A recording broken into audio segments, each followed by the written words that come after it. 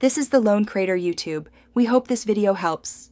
You begin by gathering 3 essentials and immediately connecting them. Plug a pass-through charger into a USB-C hub, then attach a wired controller to avoid input lag. Once done, mount your phone in the clamp and enable high-performance mode in settings so the system prioritizes CPU and GPU. Make sure to switch Wi-Fi to 5 GHz or attach a USB Ethernet adapter to reduce latency, because stable bandwidth prevents stutters when streaming or downloading assets during. You now tune software and controls for consistent frame rates and responsiveness. Start game mode, close background apps, and set the display to the highest practical refresh rate while capping frame rate if necessary to avoid thermal spikes. Once configured, map controller buttons and configure touch overlays for critical actions, because precise input improves win rate.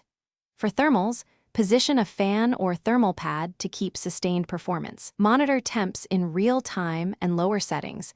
If you hit throttling thresholds, you finish by validating the full setup through testing and a quick stream run. Record a short local clip and join an online match to check input latency and frame consistency, then tweak bitrate or resolution if streaming looks choppy. Make sure audio routing is set, use wired headsets for lowest lag, and balance game versus chat levels.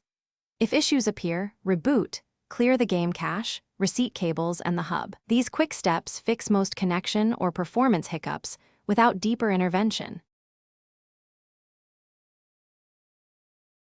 Thanks for watching. Consider subscribing if we helped you.